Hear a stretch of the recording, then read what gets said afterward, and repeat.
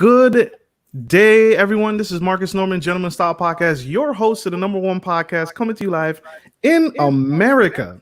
And today we have an incredible guest, Miss Sulonda Smith.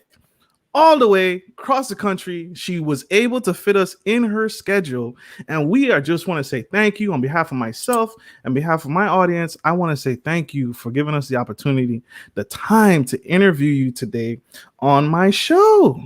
Oh my gosh. It is my honor. It is so my honor. Thank you so much for having me, allowing me to share. Oh my gosh. You all don't know this woman is impactful. She's changing the lives of couples. She's changing the lives of many, many relationships and saving many, many relationships. And the community, the world needs world changers. We are not going to make it. I say it all the time. We are not going to make it without world changers, because the world is crazy and everything is happening and everything is changing at an exponential rate. And we are the only people that can change it is us. All right. No one's going to change it for us. No one in the White House is going to change it for us. No one in the political arena is going to change it for us. We have to take action ourselves.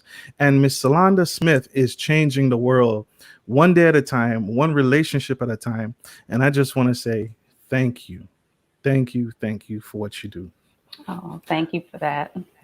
Absolutely. So we are going to jump right in to the questions. And so my first question is, what made you take the leap in starting your academy?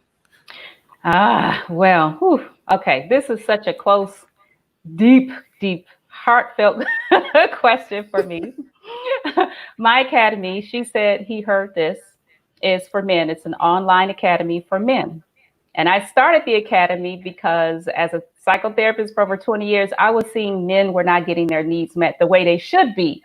And not necessarily by his woman, but just by the world, by life, depending on what skin he's walking in, depending on what industry he's in, depending on who he thinks he is or not, he was struggling. So I said, okay, well, there's some work to be done here. So I picked up the torch and I carry a fire. That's powerful. That's powerful. And you've taken on a huge, you know that, right? You've taken on a huge mission, right? There are millions of couples, millions and millions of men that need you to help direct them and help guide their path. And so what's the biggest initial hurdles to building your academy, building this business and touching the lives the way you have? What was the biggest hurdles that you've had to overcome in getting to your point? Because I have women on this audience, and so in order for them to get to where you are, how can they get where you are? So let me take you back just a little bit, and then I'll come back. Probably about 20 years ago, I realized my relationships weren't working out the way I wanted them to. And I was not treating men fairly because of generational teachings, pain, my miseducation about men. I couldn't make a relationship work. So when I finally figured out I was the common denominator in all of this, I decided to change and understand who men really are, because we really are different. I mean, we know the basics, right? But there's some really deep internal ones, the biological, physiological, and the hormonal makeups is what makes us different and how we respond to different environmental things. And that's a whole nother teaching, but I go into that in the academy. So what I started teaching in my counseling sessions is these little things that I found out about women that men didn't know. And so they say, oh, really? And then I started giving them tools. And I, Sulonda, that worked. I want some more. I said, okay, we have something here. So it's really birthed out of the absence of the miseducation of men and women and how we're supposed to be in relationship to fulfill a deep, long-lasting happiness, freedom, and love. Did y'all catch that? Did y'all catch that? And so such transparency, right? To be able to, before she poured into others, she looked internally, right? And that's something that's powerful, especially in the community today. To being able to self-diagnose and then realize, hey, I'm the common denominator in this?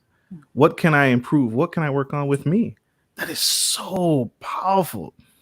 So around that, did you ever deal with the contention from your close friends and family concerning this journey of yours? And how did you handle it? And what do you do differently looking back on hindsight? What would you change, if anything at all? Okay, well, I did get the eyebrow raise. Mm. The one Mm. eyebrow raise, right? I did get that from some people, Mm. especially men, where they literally said, "Don't no man want to know none of that stuff," quote unquote, What? with the double What? negatives and everything. Don't no man want to know nothing about that stuff. Foolish. So yes, Foolishness. I had some men who thought that way. Some women would say, "Well, men don't want to learn. Men are just stubborn," and all the other adjectives that they may have, which I'm sure we all have heard. Whether we want to or not. Yes, that was my biggest hurdle. People who really didn't believe that people could change, regardless of your gender. I innately believe most people really want to be happy. But because it isn't a given and that we have to work at it, many people don't want to work at it. They just want the world to evolve and morph around them to make them happy instead of putting in work to really be happy. Because two people who are happy, you can do anything you want to be, or be anything you want to be. Change the world. Absolutely. And today, for me, my fire keeps going with this because I have more and more men who eyebrows perk up, but this time they perk up and, okay, well, what do I do if she does this? You know, they start asking questions right away. What do I do if she says that? And it makes me happy because that reinforces the work that I do. I know there are men who want this information, regardless of what was told to me by those men who didn't want to be involved, and the women. But most people, they're happy I'm doing the work. When I talk to women and tell them what I do, oh, let me send you my man. Fly them out. Yes. First class. Get immediately. You will take this academy. You will take this academy. Yes. Yes. We're gonna talk to her today. And that's powerful and that's important. And because I've gotten the same thing too. I've gotten women. So I'll be a little bit honest here. I'll be honest here. When I started this, my intent was to focus on men, but now I've gotten a flood of women who like, can you send me your link? Can you send me that episode that talked about this so I can send it to my husband? I was like, oh no, I'm in trouble. I'm in trouble now. But that's the outcome. If she's trying to save her relationship, she's trying to save her marriage, and she needs, sometimes we need to hear it from the same perspective or someone that's neutral. And you are that neutrality, right? You are that middle person. I don't know either of you. I don't know her, so I can't be on her side, and I don't know him. And so you are that saving grace that can really be that neutral party that say, listen, how you feel is exactly spot on, but listen to how she feels. Yes. And I can't, if I'm in counseling, if I'm in the academy, I can't look at you and say, oh, you just siding with her, because you don't know me and you don't know her. And so, oh my gosh, that is powerful. Why the particular focus on men vice women instead? Very good question. And I just want to say, Marcus, I am so happy that you're doing the work that you're doing, because women want to hear from men about what to do in their situations. So you too are carrying a very sacred and well-meaning task. So thank you for that. Thank you. I appreciate you very much. Yes. So I work with men. I've worked with women too. I used to run a course called Sacred, Sexy, and Satisfied for women. Oop. And yes, Sacred, Sexy, and Satisfied. I like that. Yes. And it was all about her stepping into her feminine if she's forgotten how to, or never even thought about it, as a way to truly get what she wants out of life, including the people in her life while they also are nourished by her while she's doing that. And I also taught them about men, who men are, how they function, what doesn't work with them, what works with them well. Like I did that.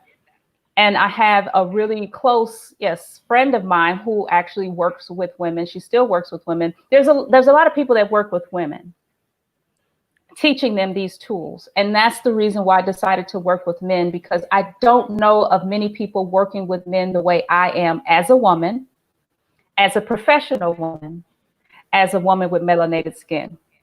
I don't see that a lot. So competition, I haven't seen any. But to be honest with you, I don't consider anything competition, because we're all working this together. We all have a piece of the puzzle, and we put the pieces together.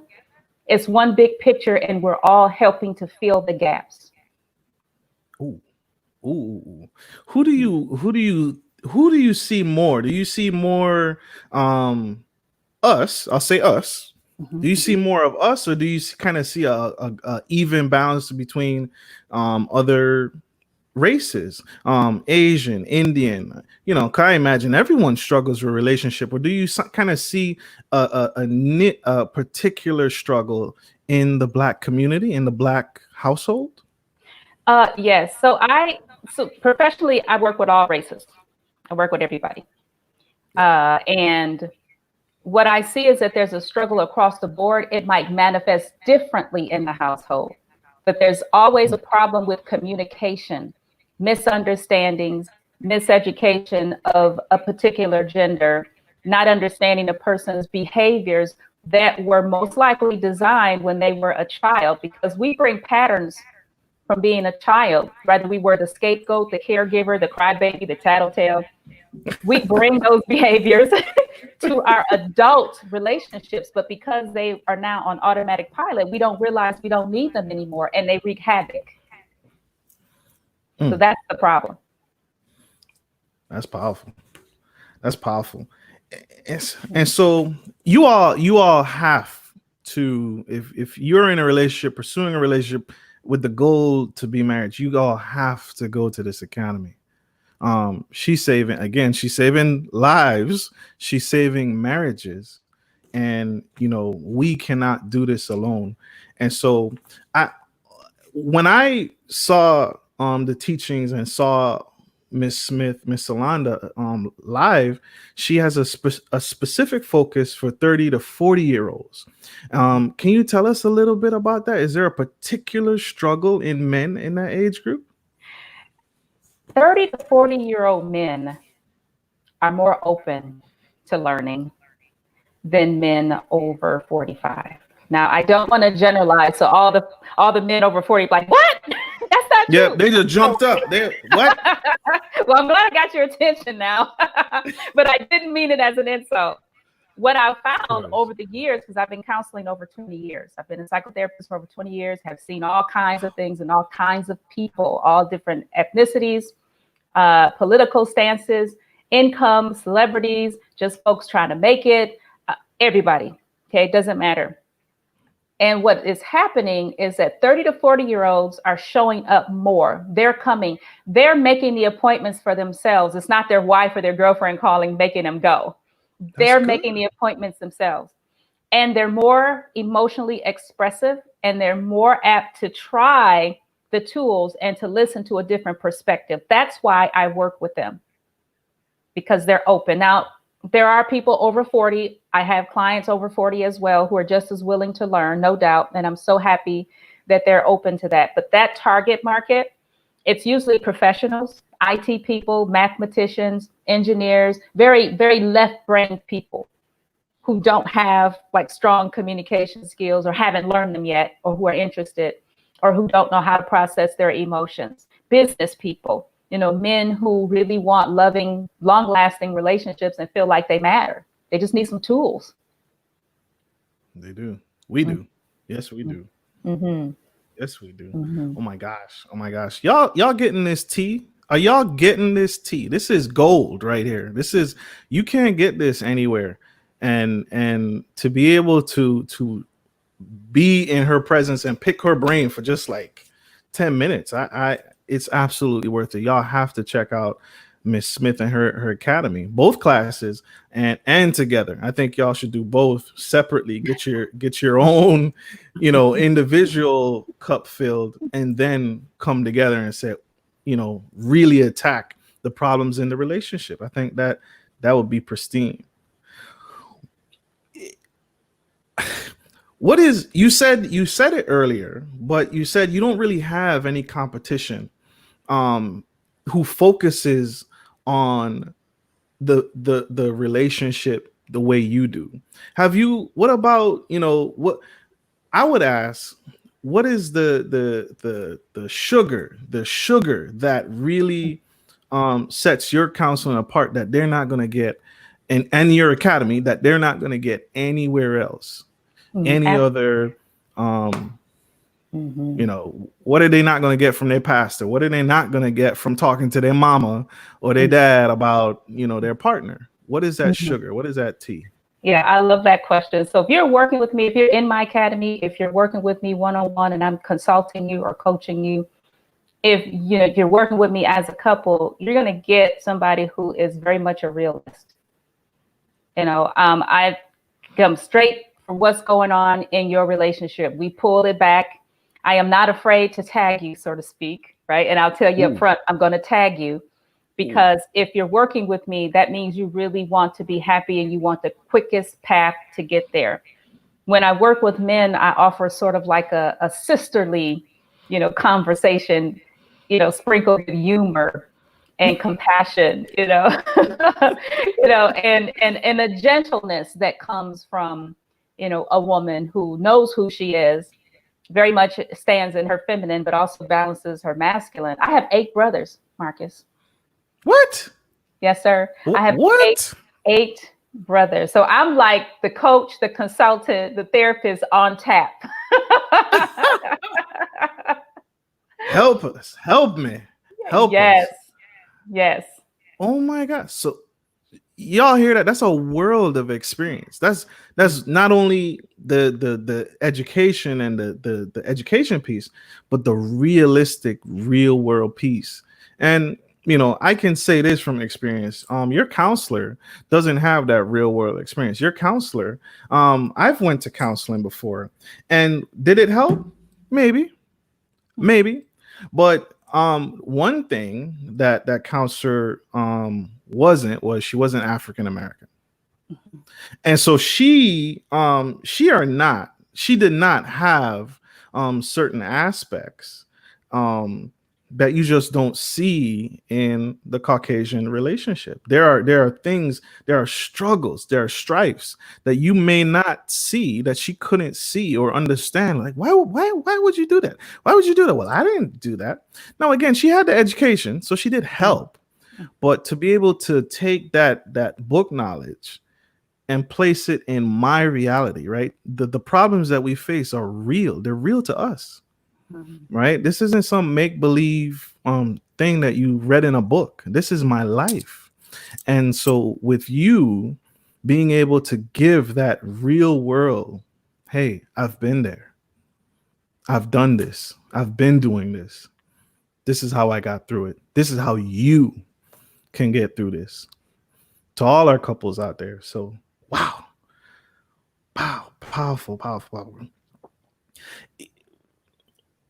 Well, there are women who, as they grow, as they aspire, what would you give them as they search for a potential partner?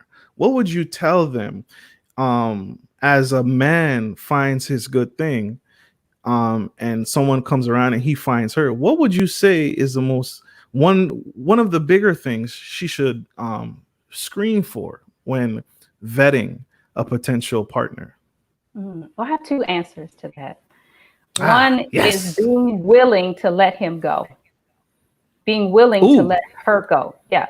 If you're a man or a woman, be willing to let that person go as soon as you know they are not going to treat you well. Because innately, all of us know when we're being mistreated.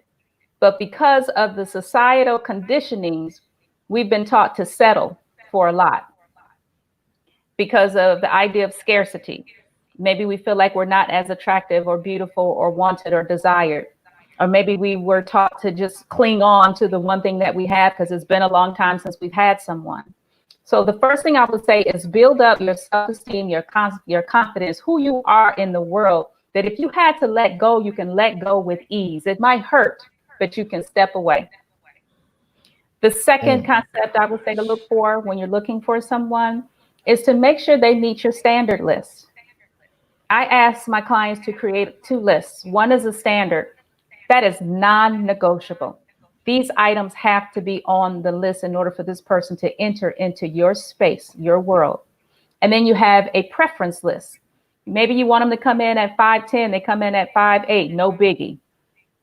Okay, maybe you want them to have some mad cooking skills, but they can't boil rice. No biggie. But on that boil water. Hey, you'll be surprised now.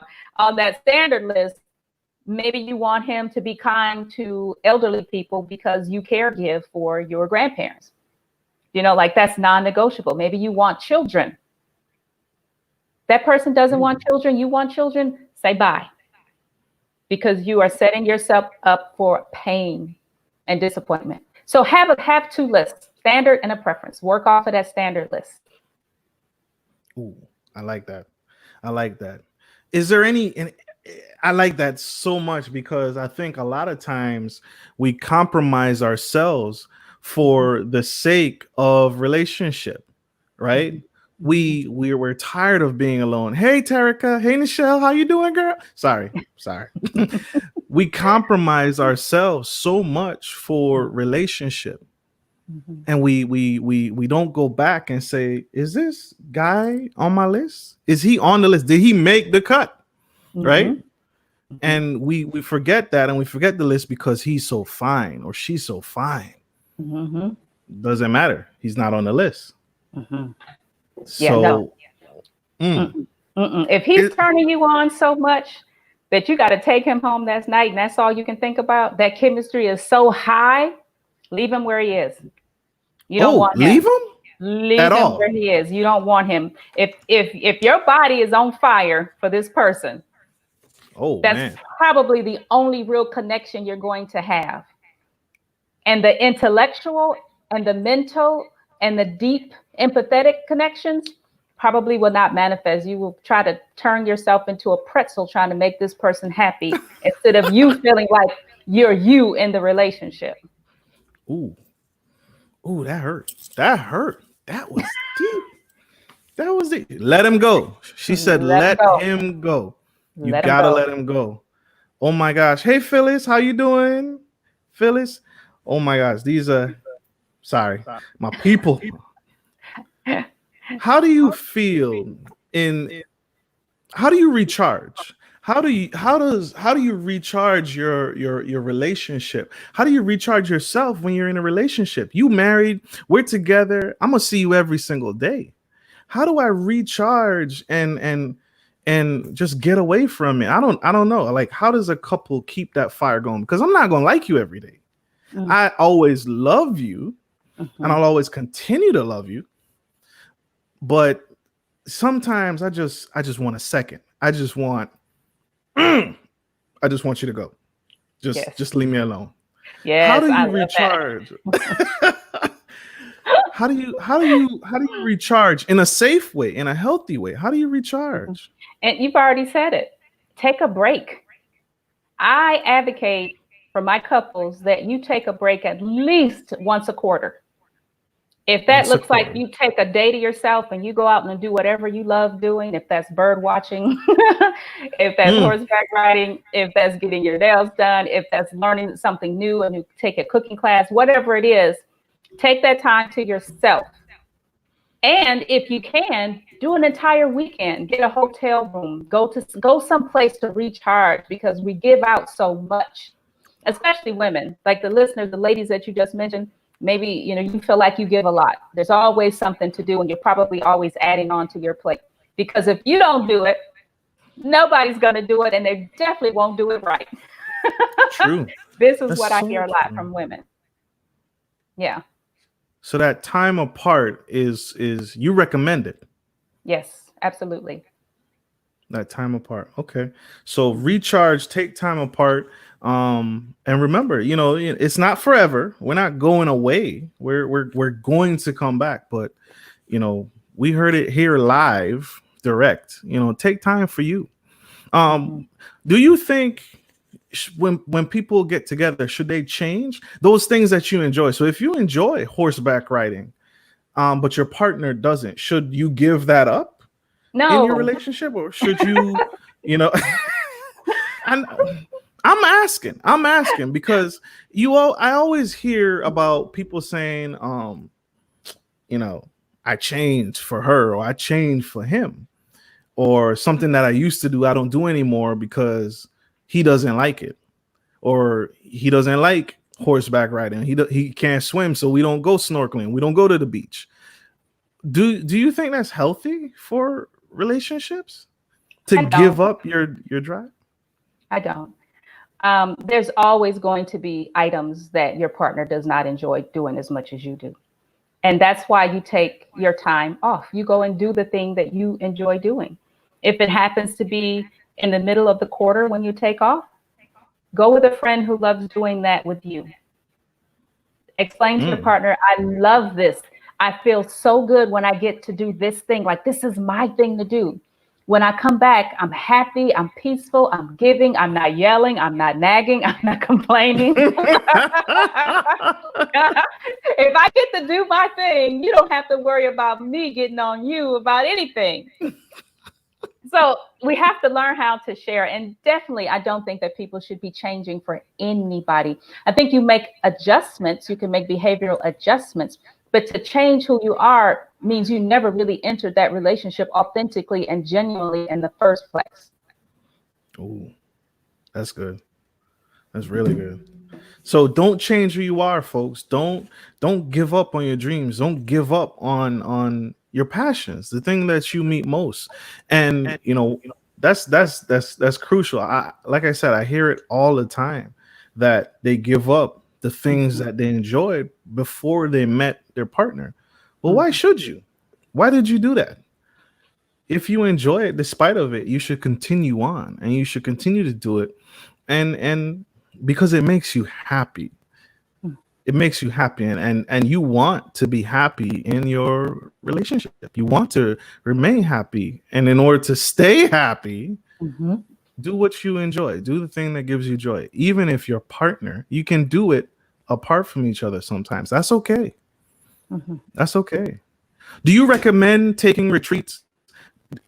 I know you've probably had or engaged in couple retreats, but do you recommend taking retreats um separately, like full blown? She's going on a cruise by herself or with her homegirls and stuff like that. So getting away to me is different from like a full on vacation. Do you recommend Mhm. that in relationship? So I do recommend self improvement. And Hmm. I definitely recommend people go to retreats like healing retreats, retreats where they can unplug, unwind, and get recharged for themselves. And I think it is good when they can go by themselves because when you're with your partner, you're in a certain mindset when you're with your partner. True. When you are not with your partner, you're probably, I'm not saying you're on guard or you're walking on eggshells when you're with your partner, but just you're just a different person. So you get to be yourself. So yes, I recommend going to individual retreats and I recommend going to retreats together. Now, going with your girlfriends on a cruise, that can become a totally different type of thing, right? So while I think it is great that you have a girls trip, I don't think it should be taken that often. I have known some women who take several trips with their girlfriends and their men don't appreciate it because half of the trips are not even taken with him. So then the question becomes, well, what are you doing on these trips? Why do you have to be away from me so long to feel like you need a break? What is it about me that you need a break from? And then the question is, should we be together? Ooh, So the ooh. rabbit hole gets deeper. It does. It does. Yeah. As you said that, I cringed. I was like, you know what? I don't even want to answer that. That's hard. Babe, I'm gonna just stay home. I'm gonna just stay here. Mhm. Yes. Ooh, as you said that, I got a flashback. Oh my God. Mhm. So that is incredible. Y'all hearing it live and direct from Miss Smith.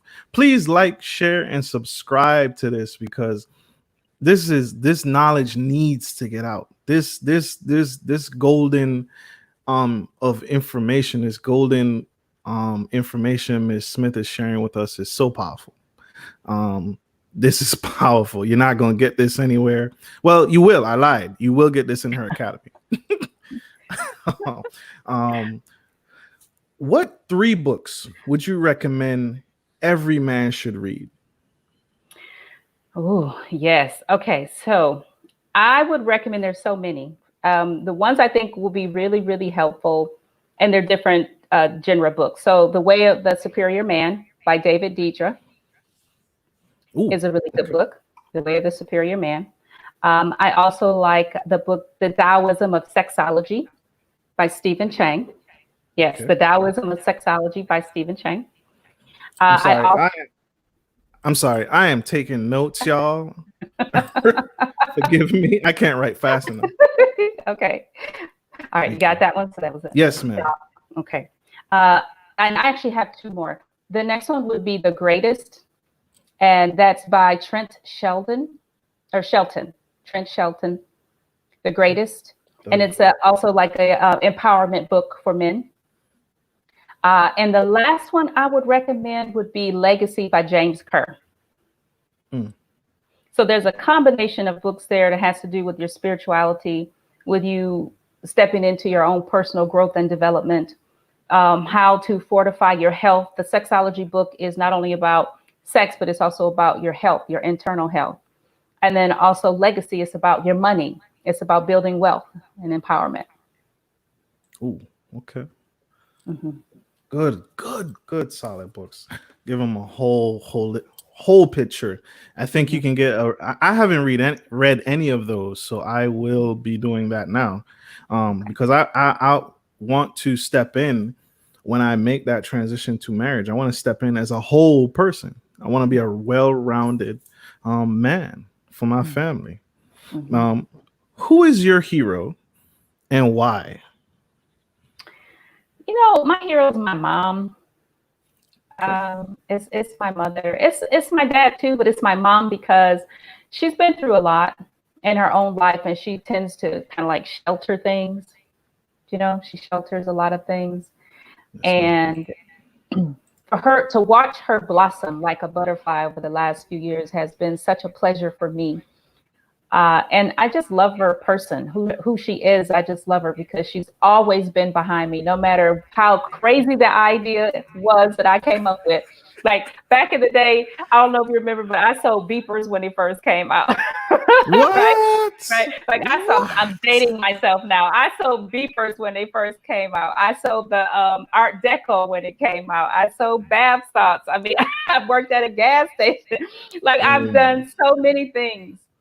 Right. And she never said, no, you can't do that. Well, except for wanting a pet snake. But other than that, she let me do anything I wanted to do because she believed in me. I'm with mom on this one. I'm mom. I'm with mom on this one. Pet snake. Oh Yes, my I want the gosh. pet snake. Yes. Yeah. I am a No. nature person to the core. I love, love, love wildlife. I think our lives are wild, to be honest with you. We are wild. We are the wildest things on the planet. We're mammals. We're is those thumbs, those thumbs of ours is what makes us top of the food chain. But there's some we can be. We can be.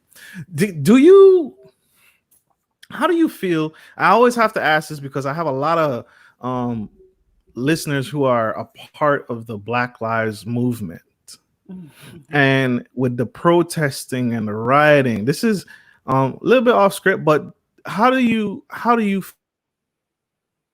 do you feel the protesting and the rioting is helping get us back on track? I know that's um it's such a powerful movement, Mhm. but it's a part of that unification of getting us back. Like if I'm an active protester and my partner is not, right? And she doesn't want to protest. Is that a deal breaker? Should that be a deal breaker?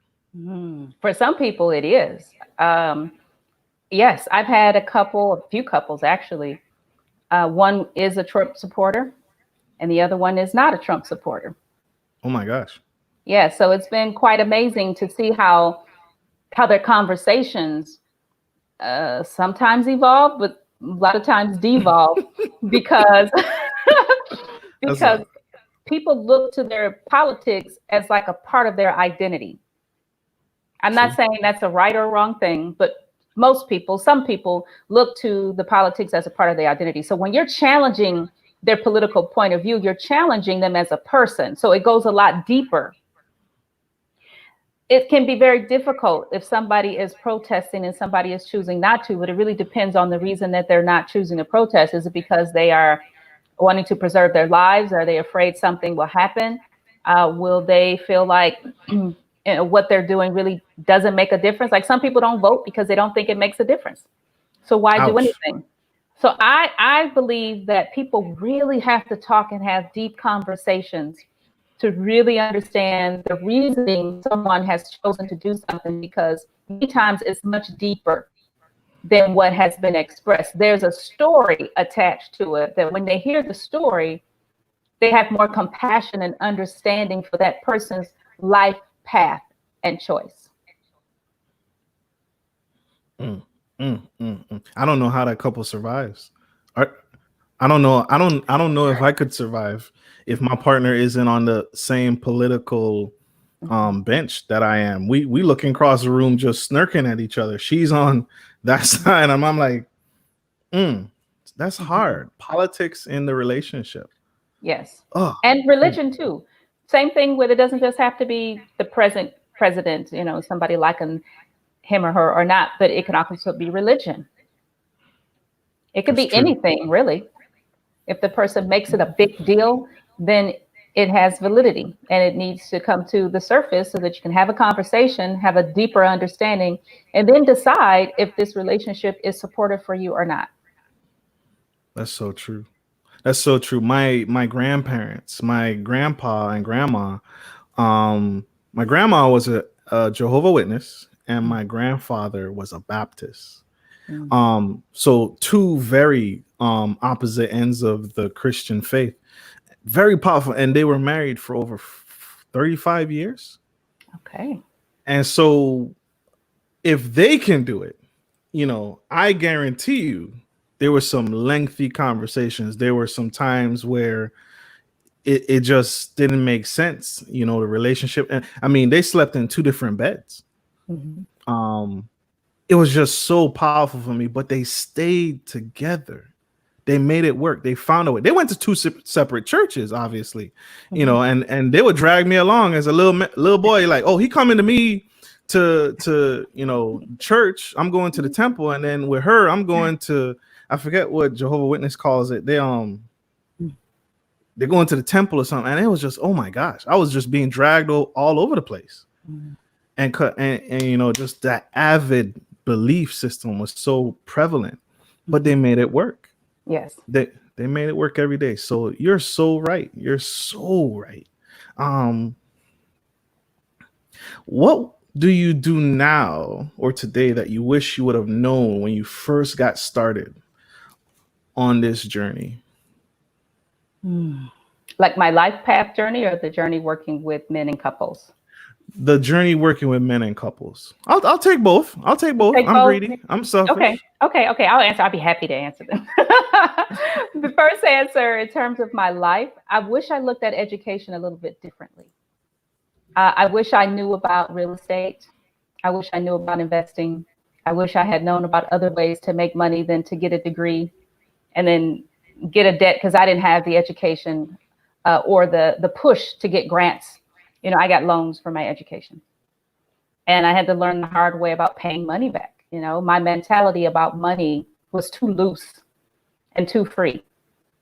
And if that's one thing that I wish I can go back and tell myself, is to be more educated about how money works and my relationship with money, so that I can set my life up in a way that I can create it for myself, because I love to travel. I love to help people but then also to be present for others in my life, to have more time to be present for them. That's a big one for me. That's powerful. That's Yeah. powerful. Yeah. And the Where's your second question. Mhm. Go ahead. Yeah, the second question. I don't think there is anything that I would go back and tell myself about men. I think maybe I wish I would have learned the information that I learned a lot earlier, maybe like as a teenager. If I would have had this information as a teenager, maybe I wouldn't have gone through so much heartbreak and craziness watching television and all these reality TV shows, because they had them back then too, teaching me how to react in a relationship that had no place in my spirit, had no place in my mind. But because I was Hallelujah. inundated with it, that's what I did. Hallelujah. And I didn't know any better. Yes. So that definitely is a big one. Big She one. preaching. She preaching, y'all. She is preaching. Y'all get, oh my gosh, that's so true. The things that you do, ultimately I don't have any regrets, but if I could change some things and to just avoid some heartbreaks, Yeah. where would we be today? Where would we be tomorrow? And setting ourselves up for success that's powerful. How can the people reach you? How can they contact you? Your Instagram, if there's a Facebook, your website, so they can sign up and research the academy and sign up and connect with you, so they can save their marriage and save their relationship, or even help themselves if they're single. You work with singles, I believe, as well, right? I People do on work that with journey. singles. I do work with singles, helping them because maybe they're in between relationships. Maybe they want to figure out what went wrong in the previous one. They want to do right in the next one. So I do work with singles, mostly men though. And then I do work with couples. Yeah. Yes, ma'am. So I made it super, super easy for people to find me, and just made all of my addresses my name, Sulonda Smith. So SULONDA SMITH. It's on the screen. So that'd be www.sulondasmith.com is to my website. And you can learn more about me and all that I do, because I also speak, which I love doing. I love just keeping a high energy of people. I'm also an author, coach, consultant, all these things. But the most important thing for me to be to people is a listening ear and someone that can help them transform their relationships. That's mostly important to me. So you can find me on IG at Sulonda Smith. My YouTube channel is Sulonda Smith. And also on Facebook. It's all the same. You can find me easily. And then the information for what you mentioned earlier, I have an academy. Absolutely. And if people aren't ready to enroll in the academy, I do free classes Tuesday nights. I do free classes, giving out information that I know has helped my gents, because they let me know, yep, Sulonda, you're on point. Because I want to make sure I'm doing this thing right. I don't want to guess and go through blindly. And it's only for men. But typically men can go through IG, click on the link in the bio, and then you'll get the option to sign up. Perfect.